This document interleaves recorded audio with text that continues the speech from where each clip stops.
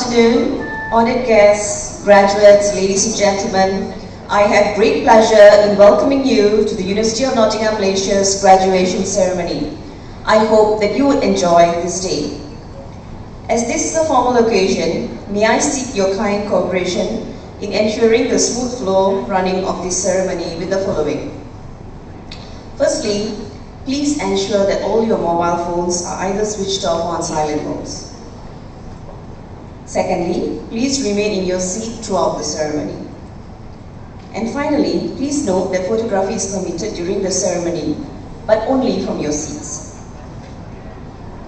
At the end of the ceremony, after members of the platform have left the hall, all students are required to process out of this hall and allow the photographers to take your group photographic session. All other guests kindly remain in your seat until further notice. Guests are cordially invited to join the officers of the university, staff and graduates for a buffet reception which will be served at the marquee of the Academic Plaza, outside of this building. Our ushers will be on hand to direct you accordingly. Thank you for your kind attention.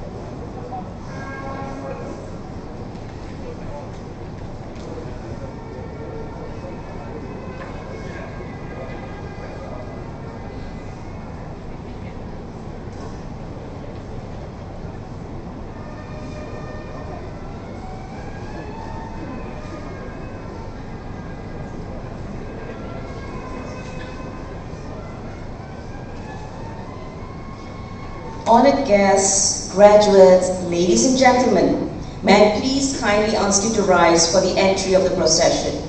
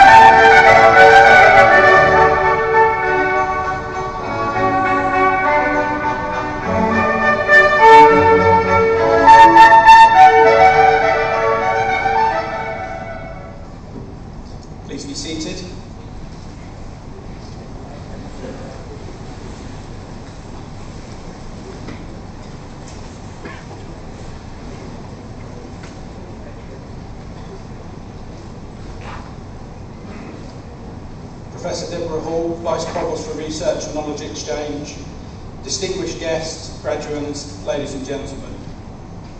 I declare this congregation open for the conferment of degrees and the award of diplomas.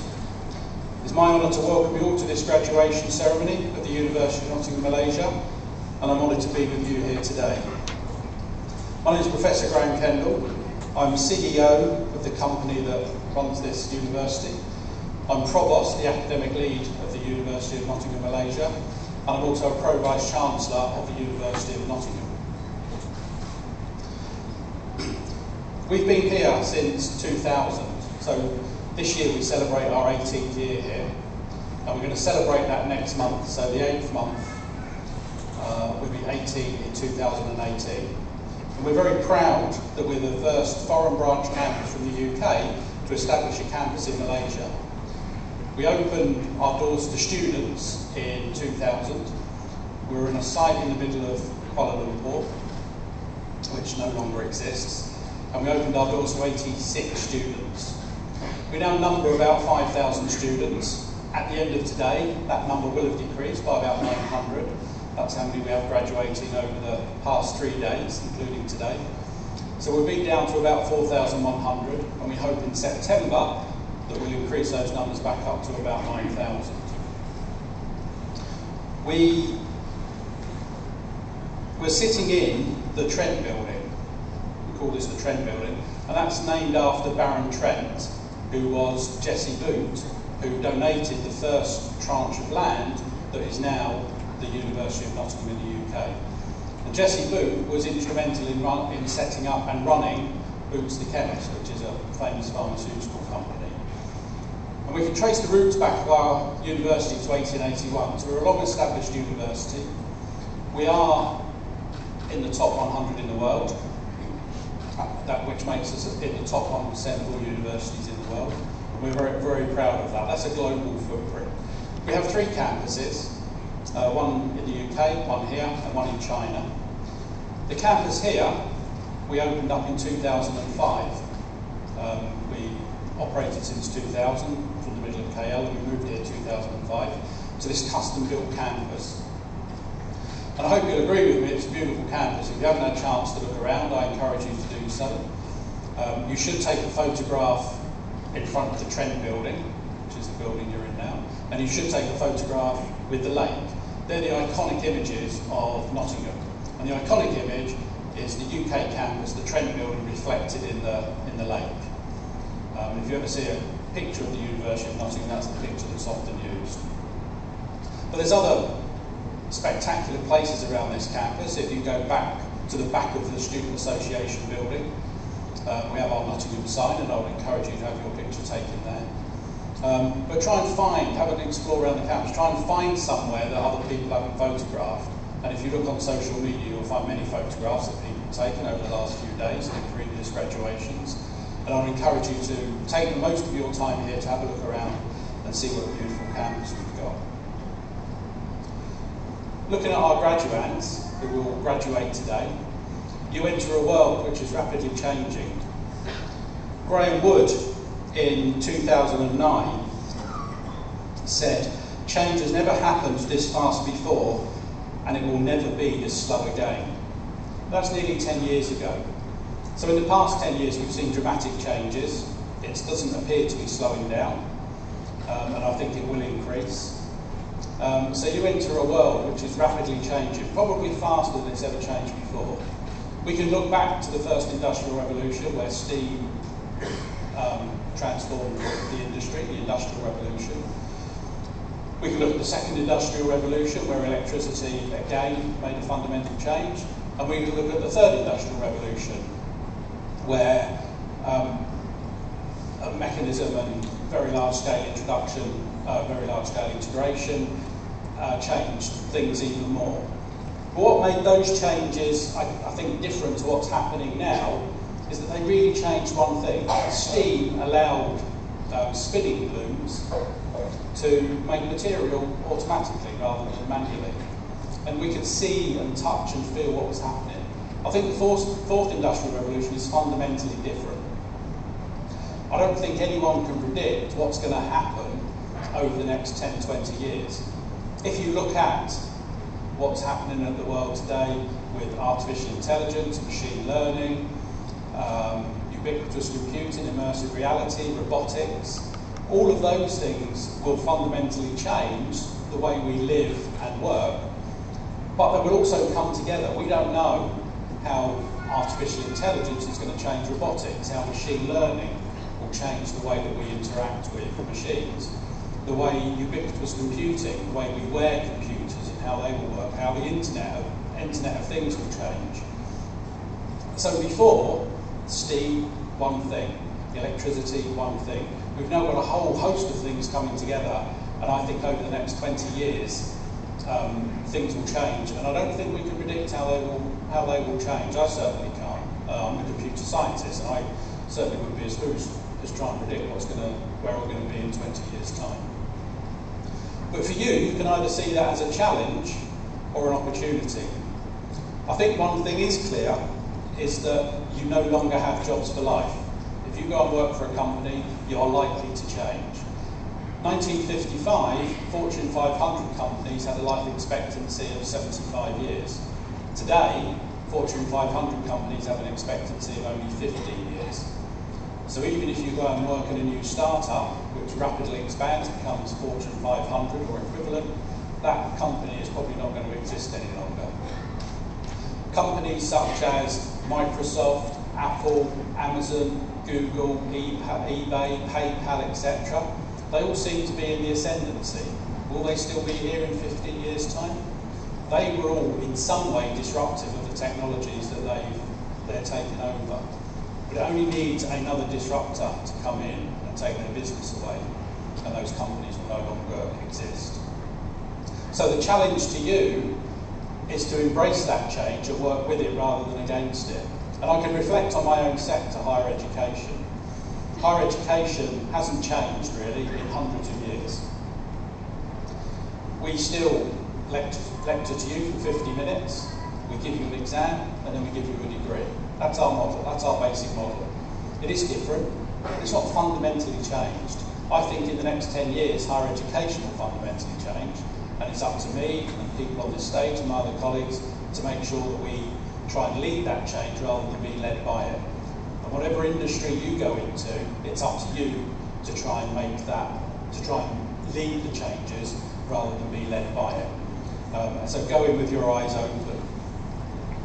So one thing that you have at the moment is knowledge and education. I'll talk a bit more about that in my closing remarks. The other thing you have, and you only have a finite amount of this, is time. And everybody has the same amount of time.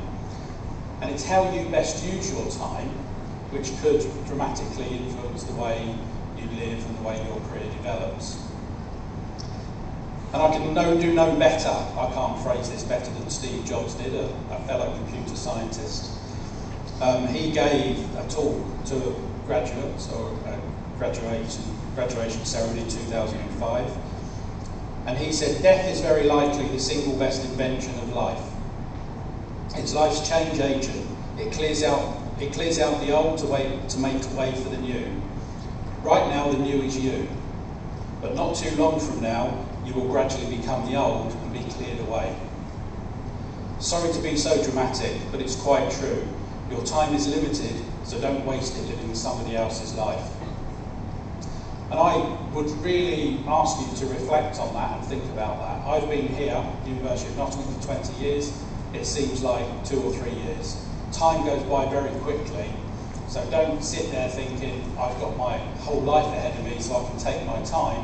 Actually make the best use of every minute, of every second that you can, rather than look back in 20 years' time thinking, I wonder where that time went and why didn't I make better use of it. So I'll talk more later on in my closing remarks about some other things that I'd like you to reflect on. But for now, maybe while you're sitting there watching your fellows across the stage, think about the knowledge that you've gained, the education that you've got, and how you can best put your time to best use. Thank you.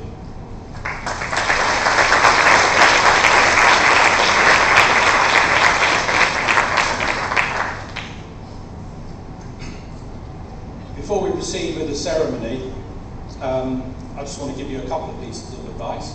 You're going to cross the stage in a moment or two. Please smile as you do that. Some of you won't, and I'll be standing here hopefully smiling with you. You'll have a picture taken with me here and a picture taken over there as you receive your scroll. Please smile on both pictures, because that picture will be there forever, and if you don't want to look miserable. And the other thing is, don't worry about what happens to you as you cross the stage. We've seen people fall over, we've seen people fall off the stage. It's not going to surprise us. It will give all your friends and colleagues and friends and family a laugh. Hopefully, if you're not too seriously injured, we'll just get on with the ceremony. So really don't worry about it. Concentrate on walking across the stage and smiling. I'm now pleased to invite the Vice Provost for Research and Knowledge Exchange at the University of Nottingham, Malaysia, Professor Deborah Hall, to address you. That's all.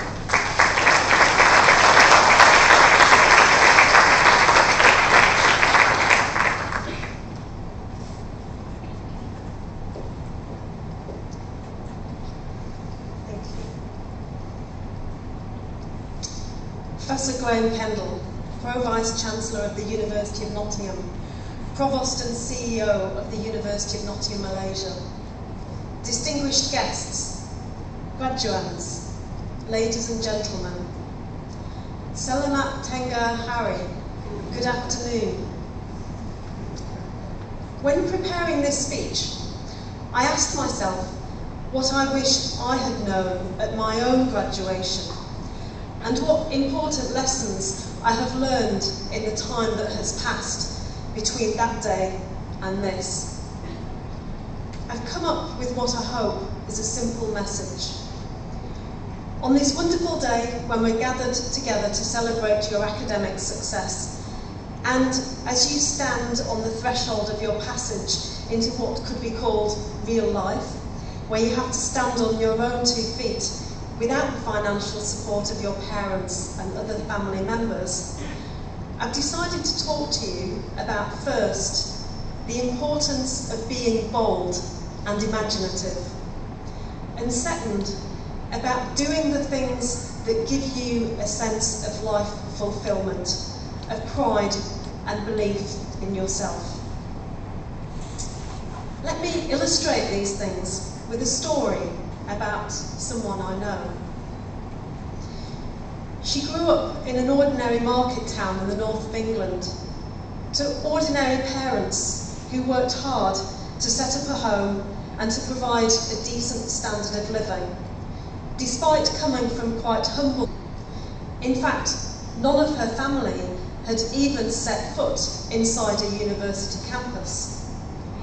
But her parents recognised that she was a fast learner and had an independent spirit, and so they nurtured that promise by sending her to a good school, and she responded to their hopes and expectations by gaining a funded place at university.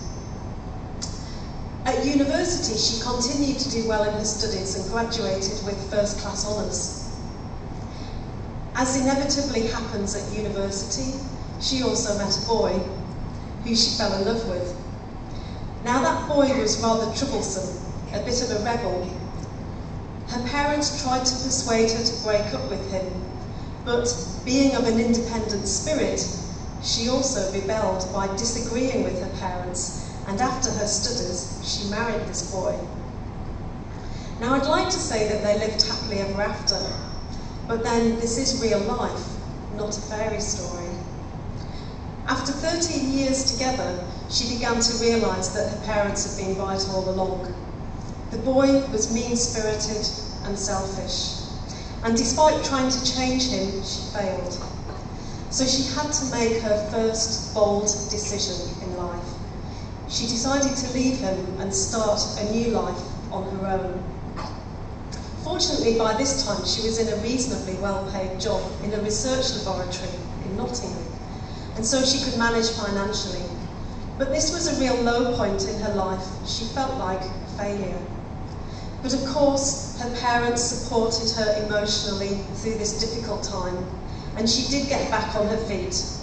She put her life on track and was soon promoted to leading her own research team in the laboratory. The knowledge that she gained from this setback helped her to emerge wiser and stronger, more confident in her ability to survive. Graduates, you will never truly know yourself or the strength of your relationships with your family, friends and colleagues until you have been tested by some adversity in life. Such knowledge is a true gift, for all that it is painfully won, and it is worth more to me than any qualification that anyone ever earned. But back to the story. So let's fast forward 5 years. My colleague, her career was very successful. She was at the top of her game, being one of the leading researchers in her field. But despite that, she didn't feel fully accomplished. Something was missing. So now was the time for her second bold decision. She decided to resign her well-paid position and take a much less paid position teaching students as a lecturer. Her boss tried to talk her out of it, saying that it was a really bad career move, but she was not to be swayed. Sharing her passion for her subject was a gift that she felt she wanted to pass on to the next generation, as well as challenging herself to develop new skills and meet new people. So she took a leap of faith and switched careers. You know, in English we have a saying, a change is as good as a rest. It's true. She felt energised by this change and she loved teaching. And within 18 months she'd been promoted up to full professor. This had not turned out to be a really bad career move after all. She trusted in her own judgment about what was right. Take note, graduates. You should always choose to do the things that make you proud of yourself, no matter what other people might think, so that you can truly be your own hero. Again, back to the story. So let's fast forward 9 years this time. Her career continued to be successful. She had met and married the love of her life and was extremely happy, both at home and at work. But she was starting to feel a little restless and yearned for new experiences and new challenges. Was this going to be the job for the rest of her life? Was she going to live in this house for the rest of her life? The world is a big place. And as you've already heard, our lives are all but too short. So now was the time for her third bold decision. She applied for a temporary transfer within her organisation to a new role in its senior management, in a different country, in a different culture, many thousands of miles from home on the other side of the world. Again, her boss tried to talk her out of it, saying she was crazy, that it would be the end of her career as a successful academic researcher. Instead, she called it imaginative. She could have wavered and changed her mind.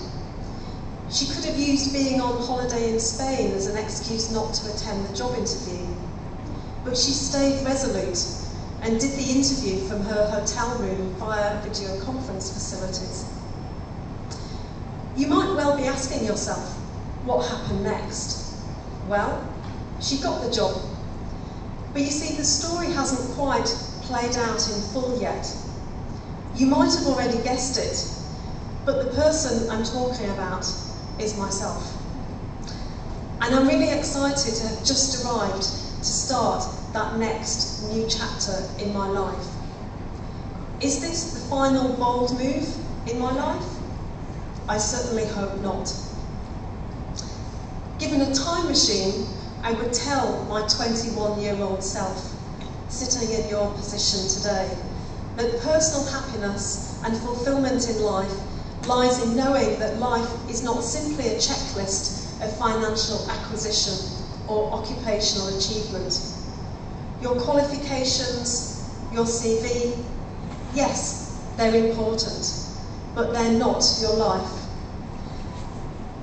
Life is about relationships, it's about experiences, it's about being bold and imaginative.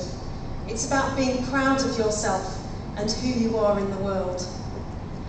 And don't worry, if you're proud of yourself, then your parents will be proud of you too.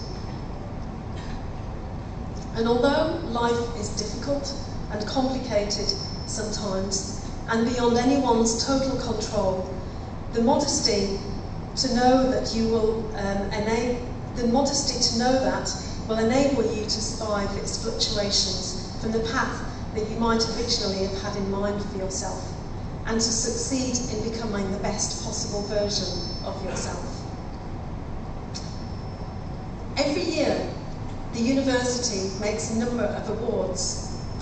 We'd like to recognise some of those award winners. Firstly, the Vice-Chancellor's Medal was introduced in 2015 as a continuation from the success of the Vice-Chancellor's Achievement Awards. The medal is for the recognition of exceptional achievements by staff or students of the university. Any current member of staff or current student at any of the university campuses in Malaysia, China or the UK can be nominated.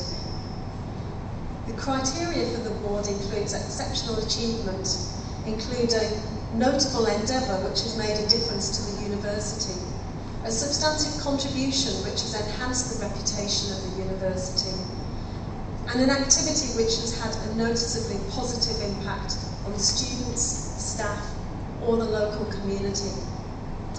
I'm delighted to announce that the following student from the Malaysia campus has been awarded the Vice-Chancellor's Medal Award. From Mechanical Engineering, Lin Yu Jun.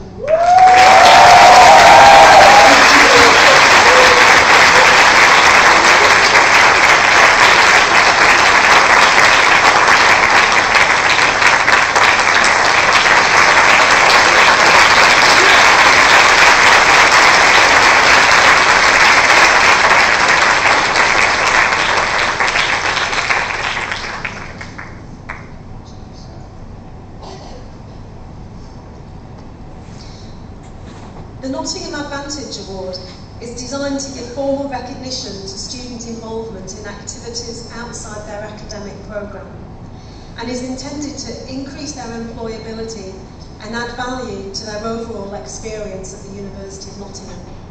Students must demonstrate significant achievement by undertaking a range of activities that could include volunteering, work experience, studying abroad, language learning, enterprise projects or career planning, supported by the Students' Association. Please do take a look at the name of recipients listed in the special awards page of your graduation booklet. Finally, the Vice-Chancellor's Global Graduate Prize. In addition to completing modules for the Nottingham Advantage Award, students on all of our campuses can compete for this prize. It's supported by the Vice-Chancellor and recognises an individual student for their global graduate attributes. This year, the winner of this award is from the Malaysia campus. Congratulations go to Feloni Chin Pei Ling, who graduated this year in Finance, Accounting and Management.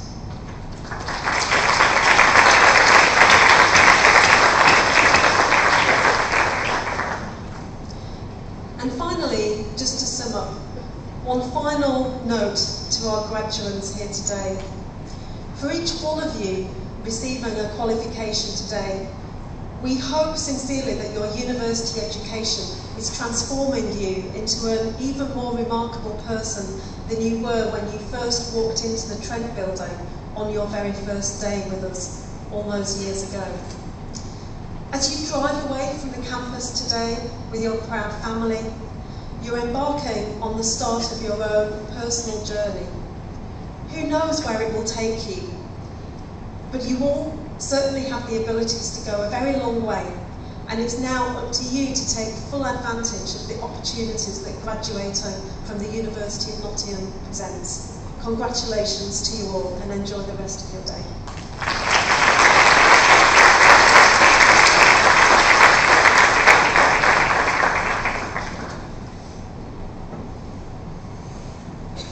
First of all, thank you for those kind and heartfelt words and giving us some indication of the journey that you've travelled to sit where you are today. We will now continue with the conferment of degrees and the awards of diplomas and certificates. By the authority of the University of Nottingham vested in my office, I admit the candidates presented today and those commended to their degrees, diplomas and certificates in absentia. I call upon Professor Andy Chan to present the graduates in his faculty for their degree.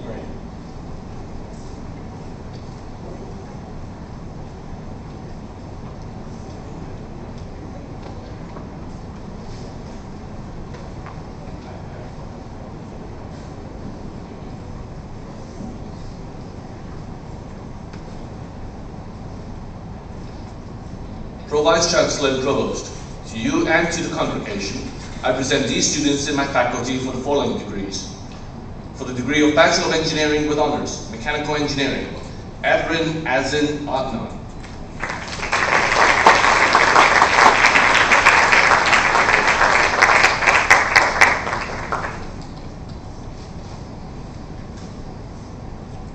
Minglok Ang.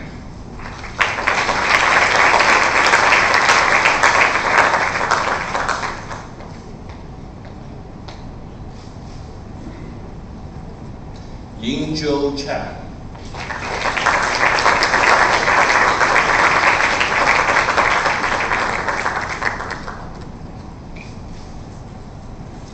Dedica Muwagi Kimash Kavishka Diaz.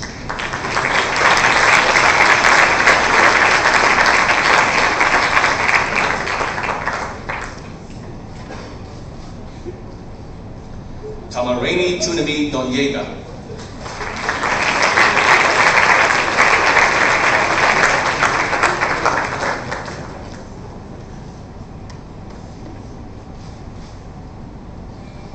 Kevin Syriac Adam Purath.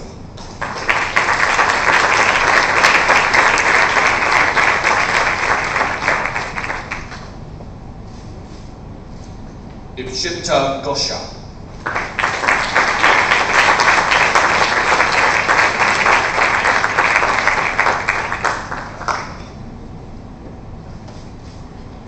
Karu Anwar Jamaluddin.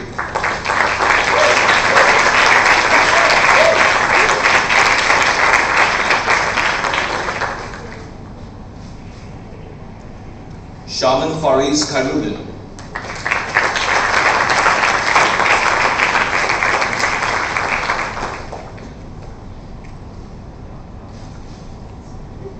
Muhammad Hani Daniel Cairo Imran.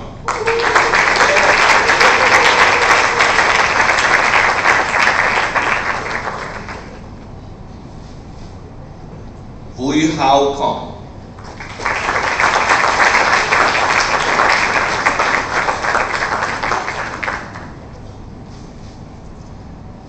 Kian Vin Lee.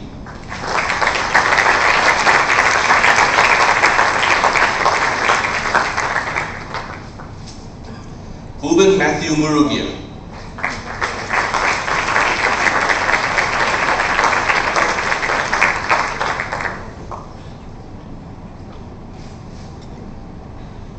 Sakyo Jaya Navaratnam.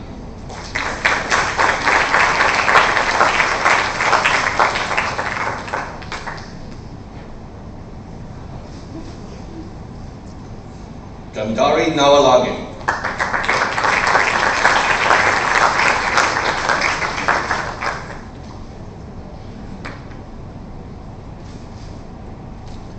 Sei Pei Ng.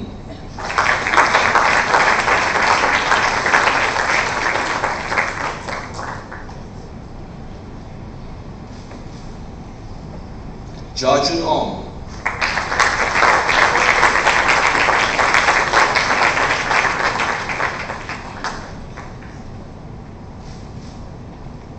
Marie Quack.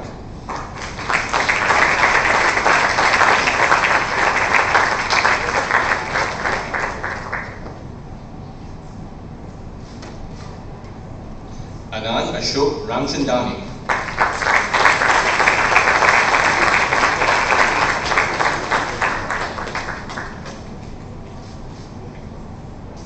Dr. Hiwage Banuka Maushan Sil.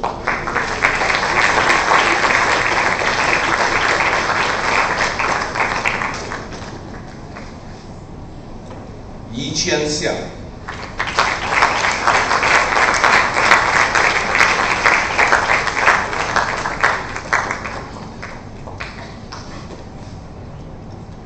蛇鸣堂。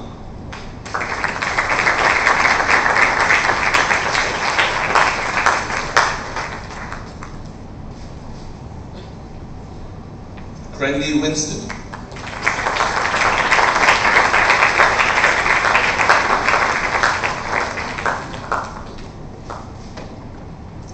Chi Hang Wong.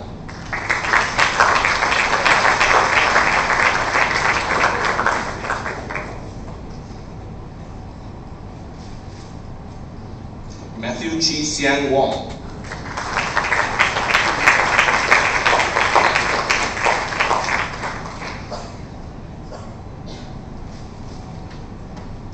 Zhenjiang Dominic Wong.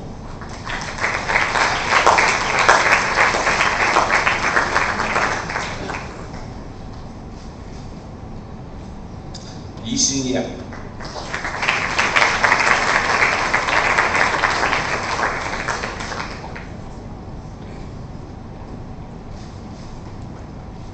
Ji Yi Yo.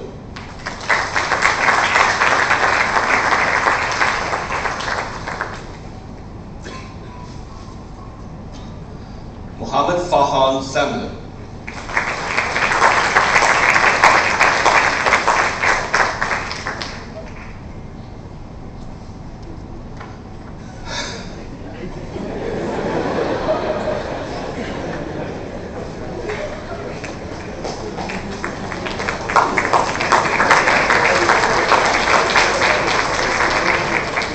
For the degree of Master in Engineering with Honours, Mechanical Engineering, Mohammed Amzar.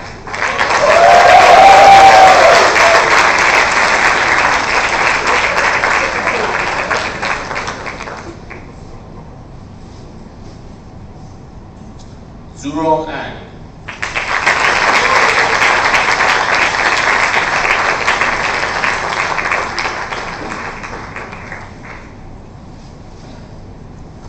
Prasad Balakrishnan.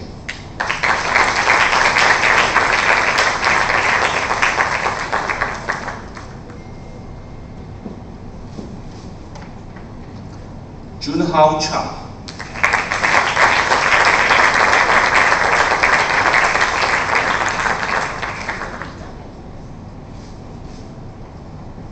Kenny Chong.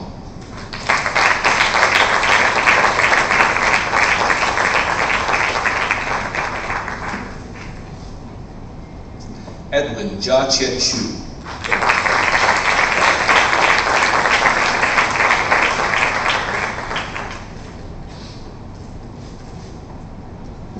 Chun Yin Chu.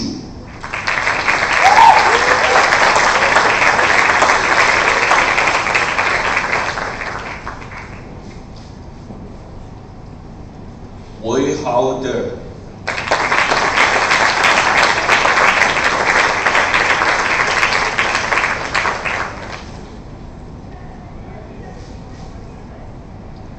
Mohanad Islam Ahmed Eid Shahin.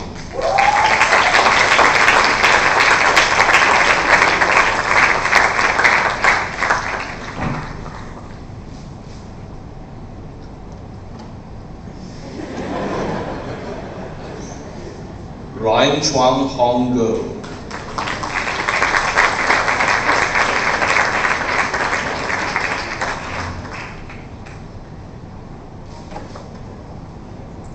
Kavanesh Gunasegaran.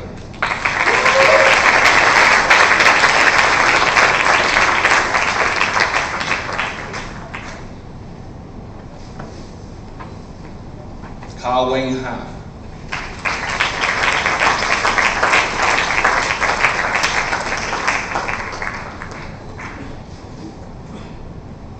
Ji Quan Hang.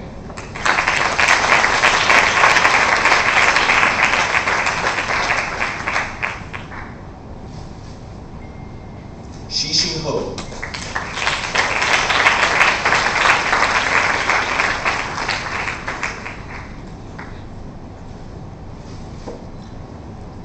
Jonathan Ang Tien Hong.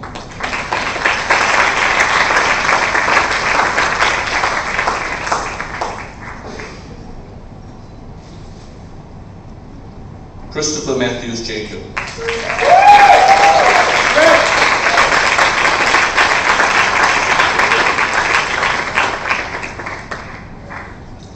Shi Kai Kam.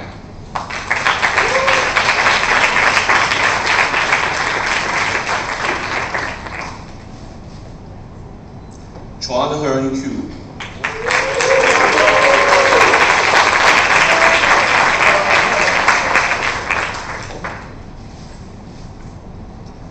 Aravinda Kumar Krishnan.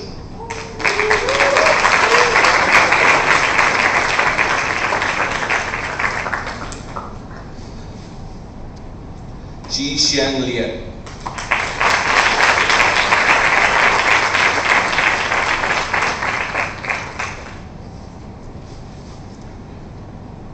Benjamin Wen Fang Li.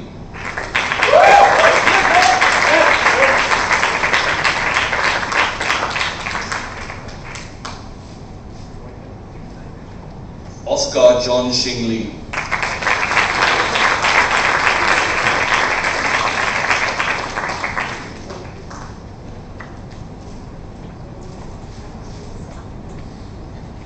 Emilia Chiu Chen Lim.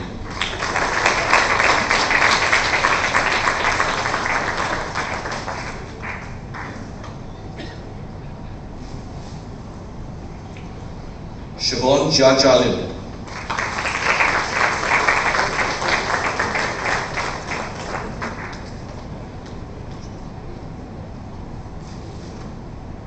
Jie Y Lim.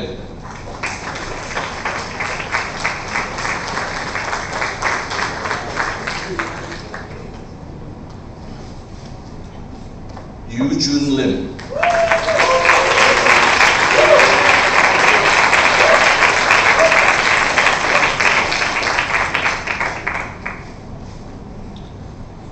Wei Lei Lo.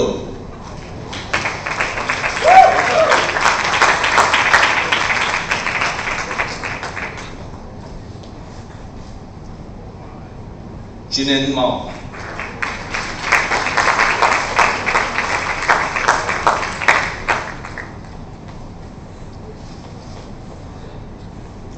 Abdullah Sharif Mahmoud Fattah.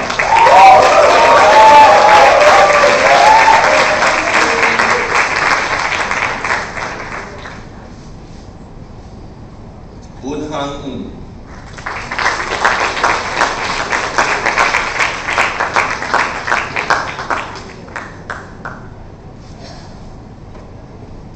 Justin Jensen Ng.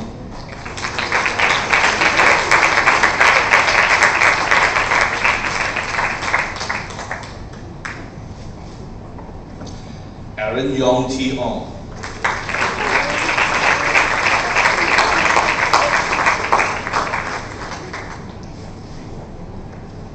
Chao Jin Ong.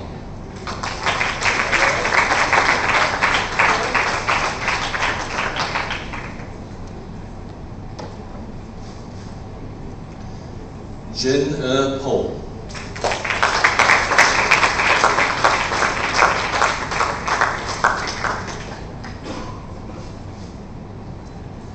Kailash Ravisankar.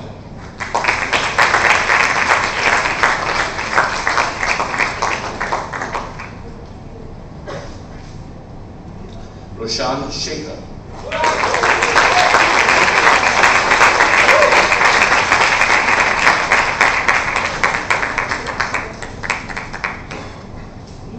Zerbin Su.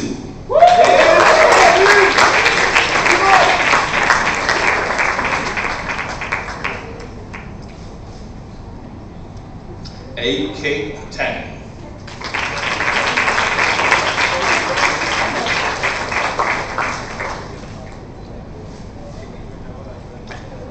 Kun Hui Tang.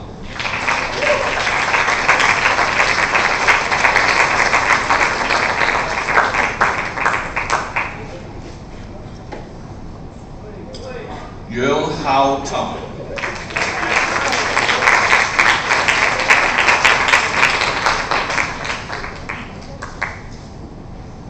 Xue Yi Tang.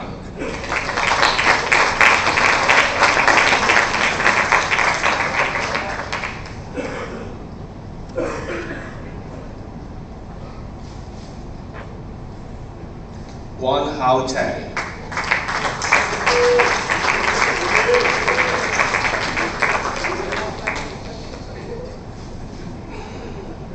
Ji Jie Ti.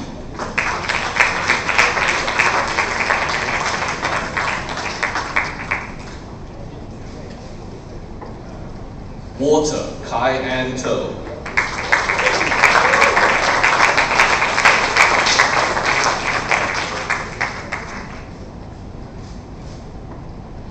Chi Ho Wong.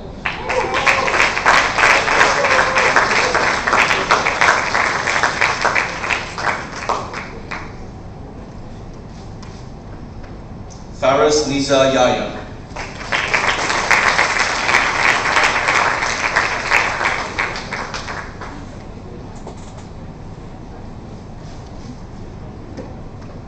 Mohammed Hasif Zakaria.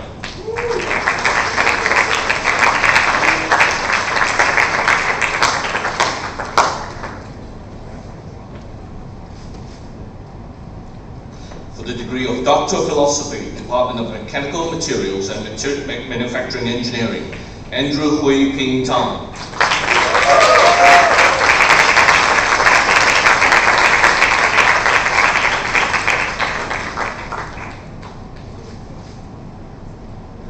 The following students have been conferred the degree in a previous ceremony held at the University of Nottingham, UK. For the degree of Master in Engineering with Honours, Mechanical Engineering, Achini Varusevitane.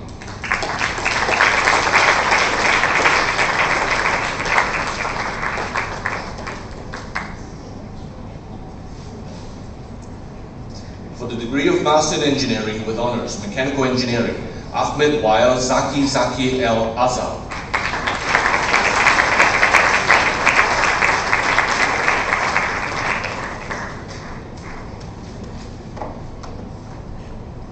For the degree of Bachelor of Engineering with Honours, Mechanical Engineering, Shafmi Kazi.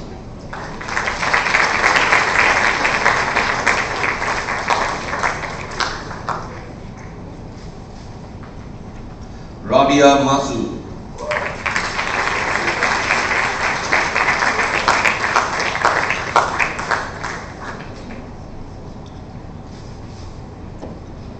Saja Pirzada.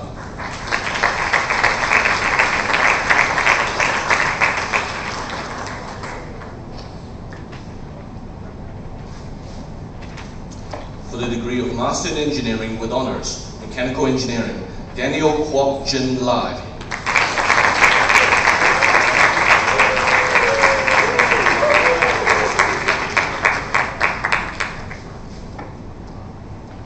Mei Xin Chong.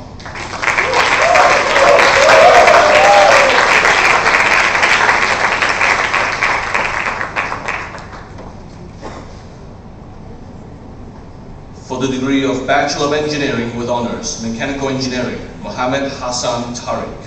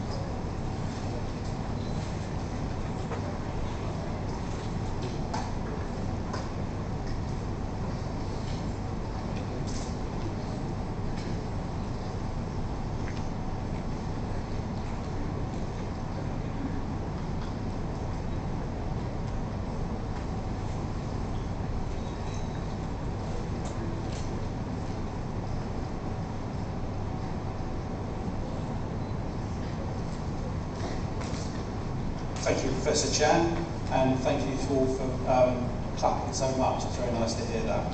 Don't always get that, so it's very nice. I now call upon Mr. Christopher Matthew Jacobs, who graduated in this ceremony with a second-class upper degree in mechanical engineering, to address the congregation.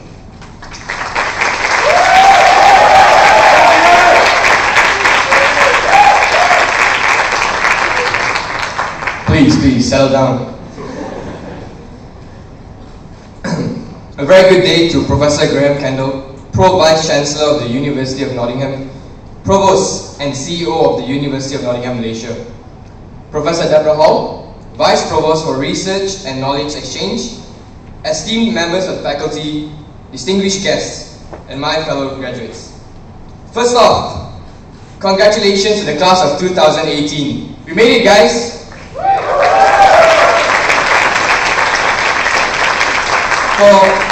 For those of you who do not know me, my name is Christopher Matthews Jacob, and I've been your fellow classmate for the past 4 years.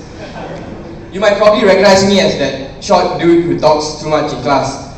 Well, that's me, and I stand here today humbled and honored to be given the chance to represent the Faculty of Mechanical Engineering class of 2018. I would like to begin by thanking God for without His provision and endless grace, I would not be standing here today. I also want to take this opportunity to thank my parents for sacrificing so much for me just to make sure I get nothing but the best. And I'm sure this applies to every single parent here in this hall. So on behalf of all the graduates here this evening, we want to say thank you, parents, for all your love and support.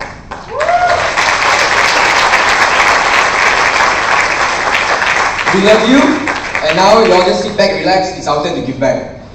And to the MVPs of UNMC, our lecturers, we want to express our deepest thanks to all of you for sharing your wisdom, your knowledge, your experience, that we may excel not just academically, but also in the working industry, as well as in life. Your dedication and commitment to your work and students is what makes UNMC the renowned university it is today. All of you have played an important role in our lives, building us up to be the graduates we are today, and we thank you for that. My fellow graduates, today we not only celebrate the accomplishment of graduating with our mechanical engineering degrees, but we also celebrate the journey that has led us to this point today. I still remember coming to this campus for the very first time and thinking to myself, what is that to do in this jungle lah? But to be honest, it really wasn't the case, because there were all these activities, events organized by the students themselves, and for our case especially, the mountain load of assignments we had to do. And it was like that. Events, assignments, study week, exams, and the next thing you know, you're graduating. UNMC is much more than just a university that we study in. For most of us, UNMC has been our home for the past 4 to 5 years. Like literally, I'm pretty sure the TCI is a student accommodation for many of us. Yeah, you know what I'm talking about, right? Pulling all-nighters, completing our assignments, trying to do Creo last minute and suddenly getting the notification the license expired. Waiting anxiously in front of our laptop screens just so we can submit our FYP topics. Because 1 second too late and your first choice would be taken. And we all know that which supervisor is the most wanted supervisor in this course.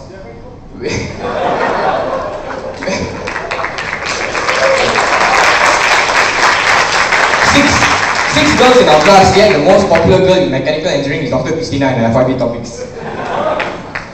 However, let us not forget the struggles, the stressful situations we had to pull through, the failures, the disappointments when we fell short of our own expectations.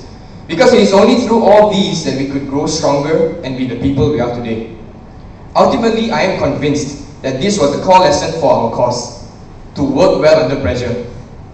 We came in weak, but we will leave as men and women of steel, people who have gone through some extreme temperature conditions and heat treatment, people who will not fracture easily under cyclic loading. That's right, I included some material science references. Thank you, Mr. Aziz. Pass you all the way. Friends, before I end, I would like to leave you, as well as myself, a reminder, some free wisdom if you may.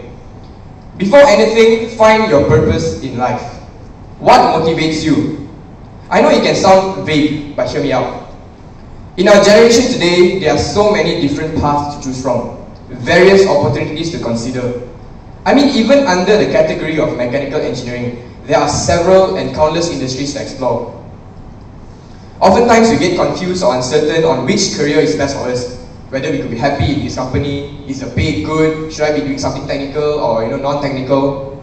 But remember, our purpose in life is more than this degree. is more than any job you can apply for. Our purpose in life is who we're supposed to be and who we're called to be every single day. So what drives you? What is that one thing that drives you? Because once we can figure that out, I think we can be placed in any job or company and still have that sense of fulfillment and excel in whatever we do. So yes, we will forever remember UNMC and will always call it home. Let us not leave this university in our past, rather continue to keep it in the present. Stay in touch with one another. Get involved through the alumni network of UNMC.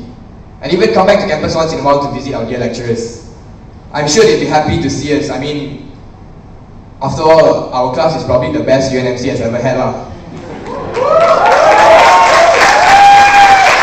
mean, it makes sense, right? We are the last ones graduating, it's ceremony number 9. Yeah, save the best for last, guys. So yeah, with that being said, it has been a great 4 years with all of you. I couldn't have asked for a better group of classmates and coursemates. I wish you all the best in your future endeavours, and whatever obstacles come your way, always remember you're not alone, because we have each other's backs. So class of 2018, get ready, because the moment you walk out those doors, everything will change. Thank you. Peace out.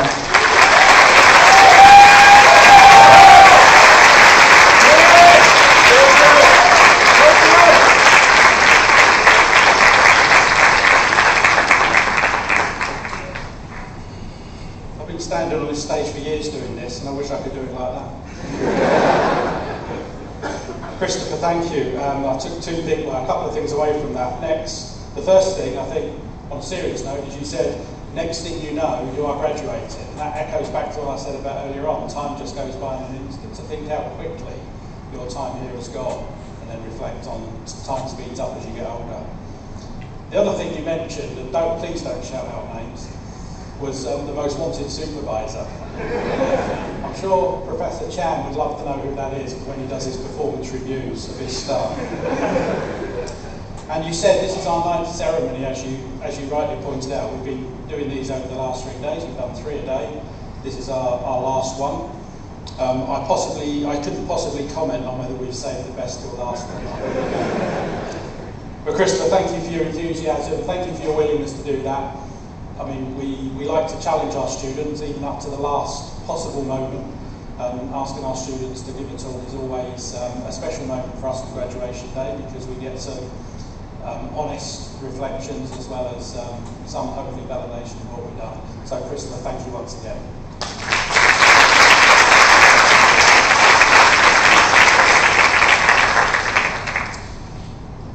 So you are now graduates of the University of Nottingham. You are no longer graduates, you are graduates. You hold a certificate in your hand which enables you to do things.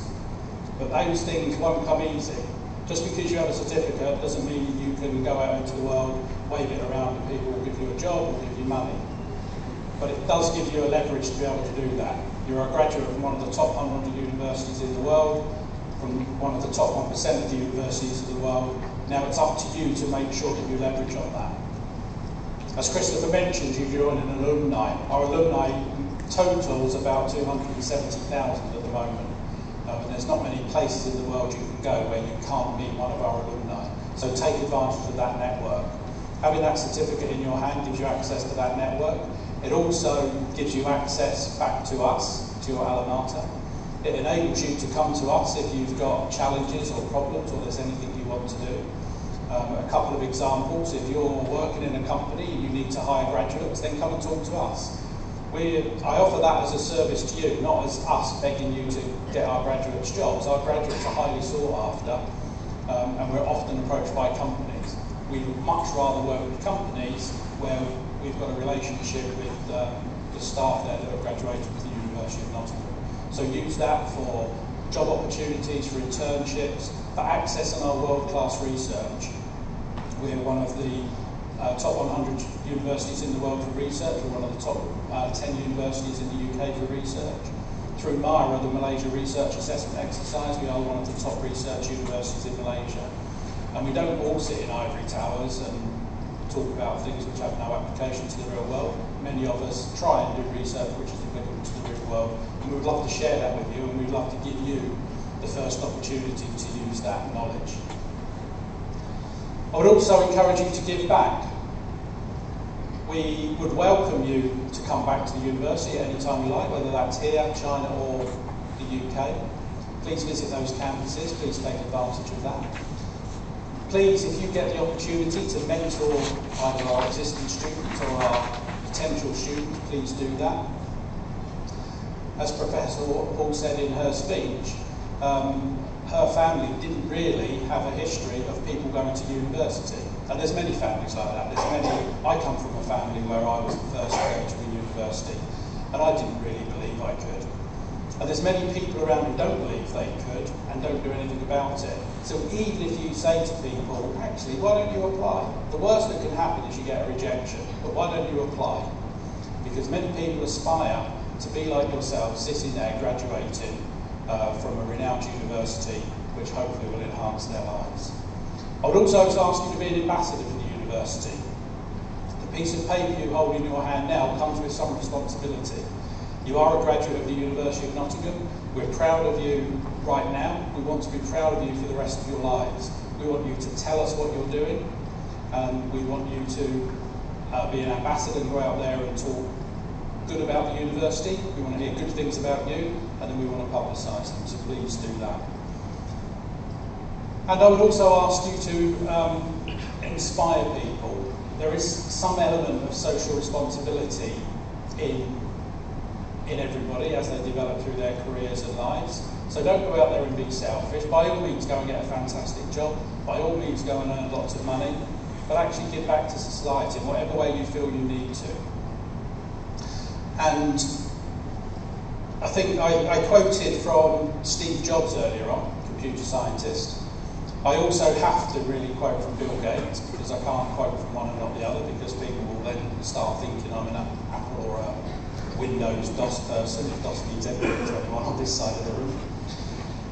So, Bill Gates commented on the values that you should try and use to guide the rest of your life, and he said, at a graduation ceremony, in the same way that Steve Jobs did, he said, "I hope you will judge yourselves not on your professional accomplishments alone, but also on how well you have addressed the world's deepest inequities, and on how well you treated people a world away who have nothing in common with you but their humanity." And I think Bill Gates does that. Him and his wife Melissa set up the Melissa and Bill Gates Foundation, and they certainly try and address many of the world's inequities today. And I would hope that you can find it in your lives and your hearts to try and do that as you progress through the rest of your lives and the rest of your career. Another quote that I'll give you comes from, which echoes that, comes from someone a bit more, a modern day philosopher, I'd call him. He said, "The world is so competitive, aggressive and selfish, but during the time we spend here, we must be all but that." And that quote was made by Jose Mourinho, who used to manage Chelsea and now regrettably manages Manchester United. So finally, I'd like to ask all of our graduates to stand up, please.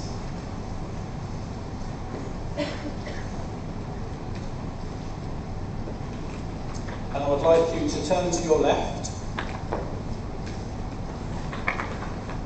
That takes some of our graduates a bit of work to sort out. And I would like you to look at the people that are facing you now. They have financially supported you, they have emotionally supported you, and they've supported you in many other ways. And I'd like to give you this opportunity to thank them for all the support and help they've given you over the last 1, 2, 3 or 4+ years. So please take this opportunity to thank everyone that supported you over the last few years.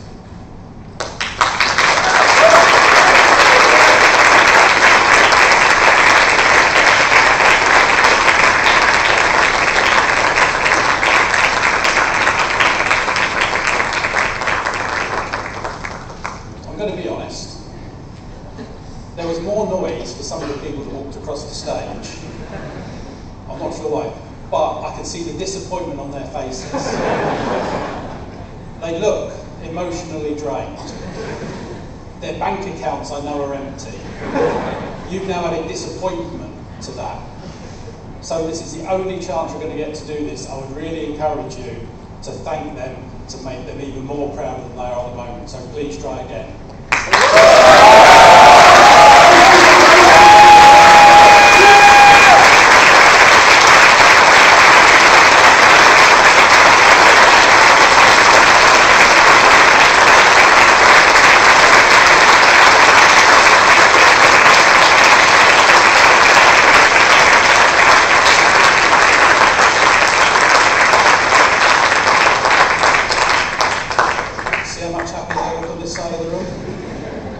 As a final challenge, I'll let you financially and emotionally support them for the rest of their lives.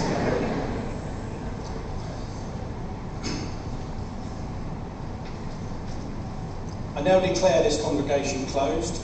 Could I invite everybody else to stand while we play the national anthems of the United Kingdom and Malaysia?